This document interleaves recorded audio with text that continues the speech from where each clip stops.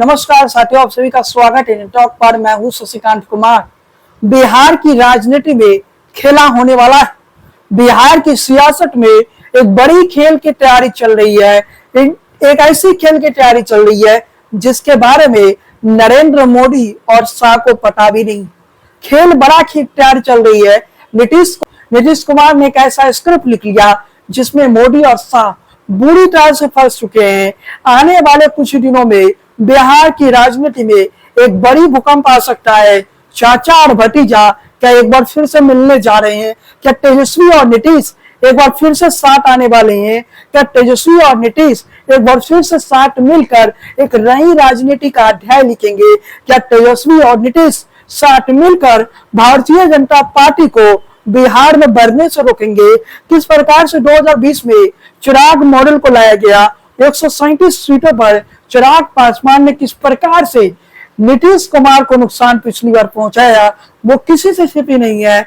50 सीटों से नीचे ला दिया गया।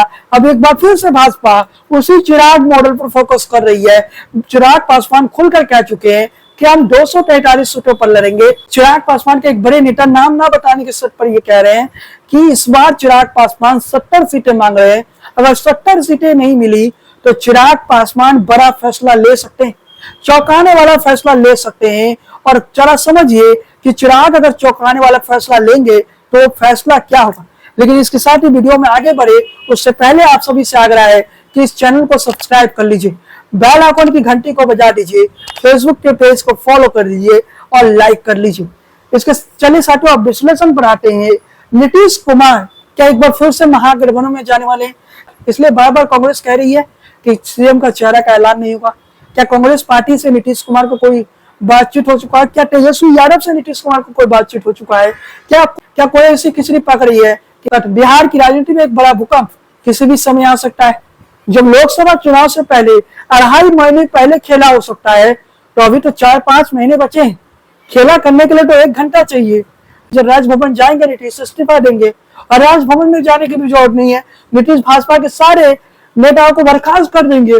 उसका नीतीश कुमार के पास तो बहुमत है और नीतीश कुमार को बहुमत सदन पर राजद और कांग्रेस के साथ मिलकर दिखा देंगे कि मेरे पास बहुमत है। तो क्या वैसा कोई खेल तैयारी चल रही है? क्या बिहार की राजनीति में खेला होने वाला है? हम ऐसे ही नहीं कह रहे, क्योंकि महागठबंधन में सीट शेयरिंग पर जो बातचीत है, तेजस्वी यादव उतना इंटरेस्ट इस समय नहीं ले रहे। तेजस्वी ने कह दिया सब अपनी पसंद की सीटें लिख के लाओ, अगली बैठक में बात करते हैं। सीट शेयरिंग के मुद्दे पर कोई फाइनल बातचीत नहीं हुई। क्या कोई बड़ा खेल होने वाला है? इसके अलावा अमित शाह ने पत्रकारों के साथ बैठक की थी और उस बैठक की मैं एक कहानी बताना चाहता हूँ कि उसमें एक नीतीश कुमार के बैठ करीबी पत्रकार गए थे।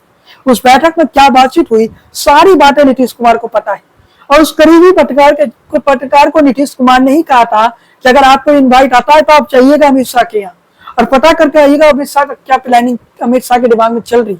अमित शाह के आवास पर हुई थी। उस बैठक में जो बड़े बड़े पत्रकार गए थे उसमें एक नीतीश कुमार के करीबी पत्रकार थे।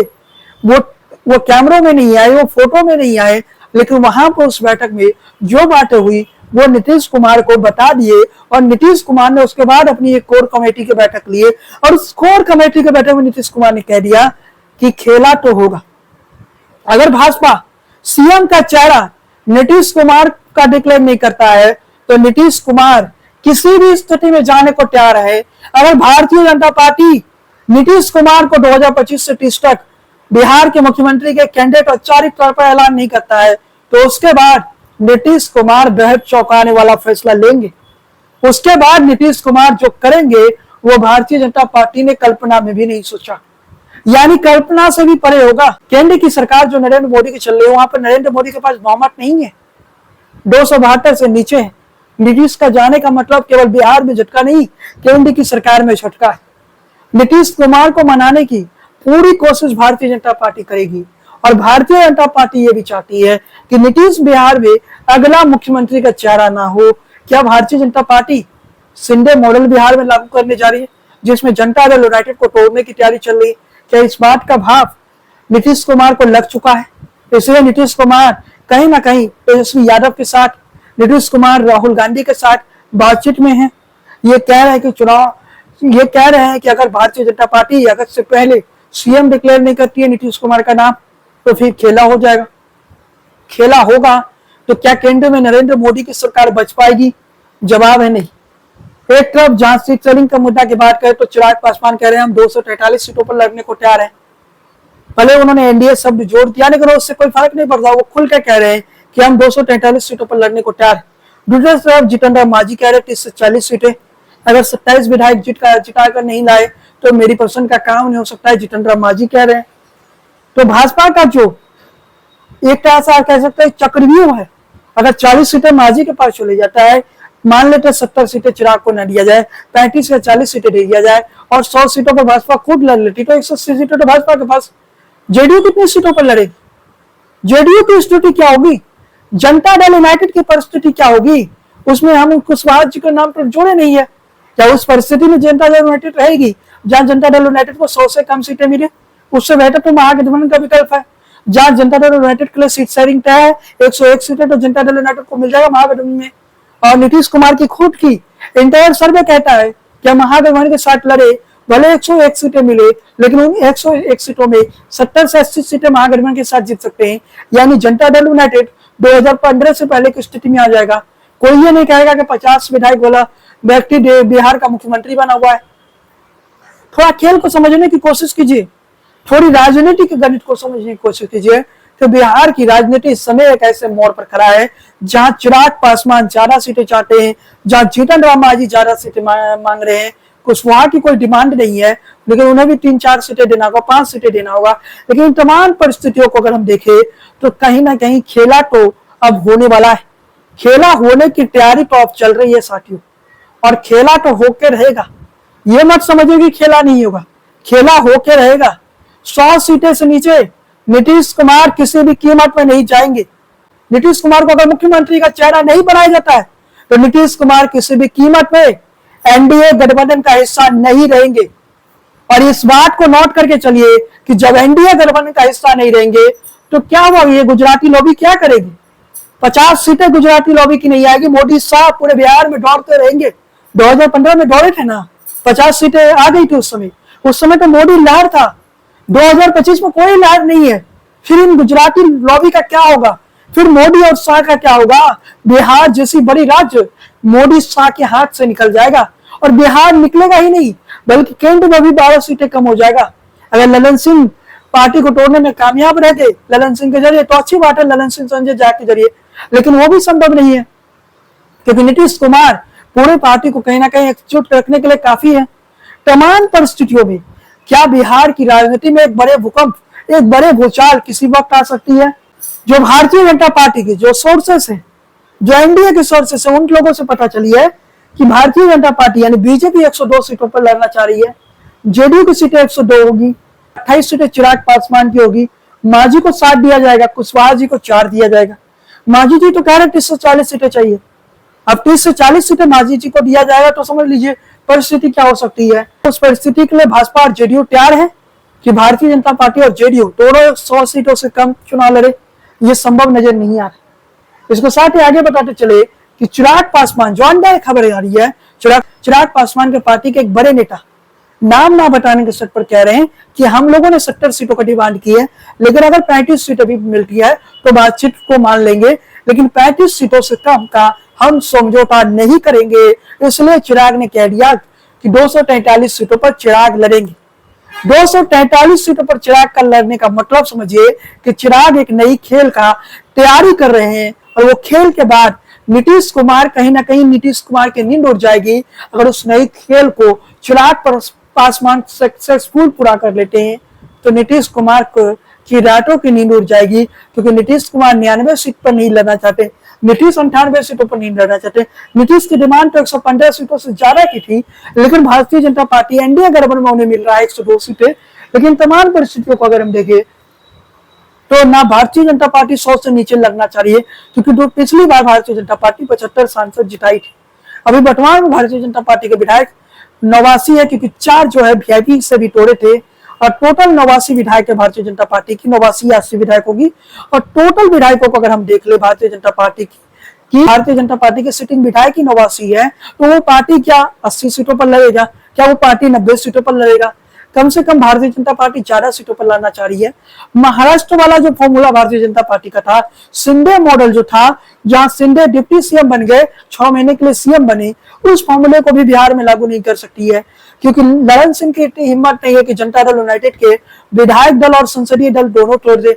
ललन सिंह संसदीय दल तोड़ सकते हैं, लेकिन विधायक दल तोड़ नहीं सकते। इन तमाम समस्याओं के बीच में भारतीय जनता पार्टी मुसीबत में पड़ी हुई है।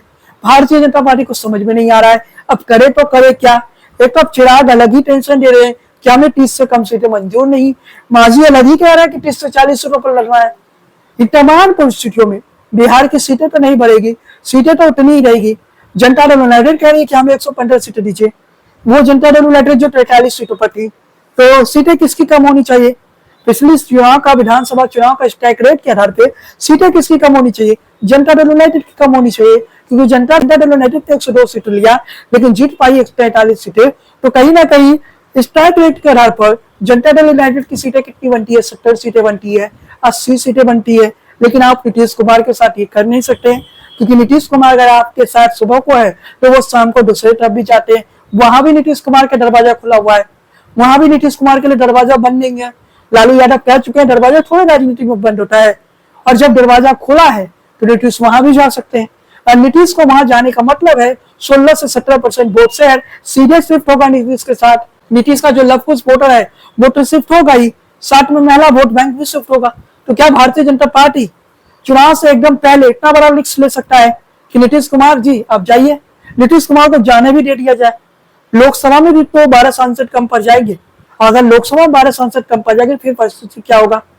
और कहीं सिंह के जरिए अगर पार्टी को तोड़ने की कोशिश होती है तो ललन सिंह के साथ कौन लोग हैं? संसदीय बोर्ड है, यानी लोकसभा के 12 सांसद में से 8 या 10 सांसद है। कुछ 1 या 2 सांसद तो नीतीश के पार्टी है, वो वफादार है, लेकिन उन सांसदों को भी डर है कि कल को तो नीतीश का गठबंधन हो जाएगा, फिर वो कहां से चुनाव लड़ेंगे? अभी वो बगावत कर देंगे, भारतीय जनता पार्टी में आ जाते हैं, कल को तो उन्हें चुनाव लड़ना है, कल को उन्हें क्या सीट मिल पाएगा? नीतीश कुमार साथ आ गए तो नीतीश तो उन सांसदों के साथ कहीं ना कहीं, जिन सांसदों ने नीतीश के साथ धोखा किया, उन सांसदों का साथ छोड़ देंगे, फिर उन सांसदों को नीतीश का भी विश्वास नहीं करेंगे। इन तमाम समस्याओं के बीच में भारतीय जनता पार्टी बुरी तरह से फंसी है। अब भारतीय जनता पार्टी कुछ नहीं कर पा रही है, क्योंकि जिस चिराग मॉडल को भारतीय जनता पार्टी लेकर आई थी, वो चिराग मॉडल अब भारतीय जनता पार्टी के लिए मुश्किल बन रही है। शुरुआत में चिराग ने सकारात्मक बातें कहते थे हम जितने वाले सीट लेंगे कम ही सीटों पर सर्टिफाइड हो जाएंगे, लेकिन अब चिराग कहते हैं 35 से नीचे हम नहीं मानेंगे। वहीं जीतन राम मांझी कह रहे 30 से 40 सीटें चाहिए। इन तमाम परिस्थिति में जो हमारे पास विश्वसनीय सूत्रों से जानकारी मिल रही है कि एनडीए में जो सीट शेयरिंग का मुद्दा है वो कुछ वैसा ही रहेगा। चिराग पासवान गठबंधन में रहेंगे तो उन्हें 28 दिया जाएगा, मांझी को जो सीटों की संख्या होगी वो 60 रहेगा, 4 कुशवाहा जी को मिलेगा, इसके अलावा 102 जेडीयू और भाजपा लड़ेगी। लेकिन अगर इस सीट सेलिंग फॉर्मूला में थोड़ा चेंज हुआ तो समझ लीजिए कि जनता दल यूनाइटेड साथ नहीं रहेगी।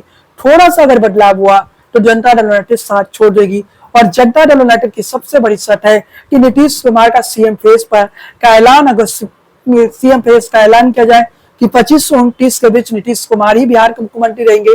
अब यह ना कहा जाए कि नीतीश कुमार के चेहरे पर हम चुनाव लड़ रहे हैं। महाराष्ट्र का विधानसभा चुनाव शिंदे के चेहरे पर लड़ा गया था, लेकिन फिर क्या हुआ था? जैसे ही भारतीय जनता पार्टी अपनी बहुमत में आ गया, उसके बाद भारतीय जनता पार्टी अन्य सहयोगियों से मिलाकर सरकार बना लिया और शिंदे साइडलाइन हो गए, डिप्टी सीएम का पद मिला। अब नीतीश कुमार जो 20 सालों से सीएम पद पे, उन्हें इस प्रकार से बेइज्जती तो सहन नहीं होगी।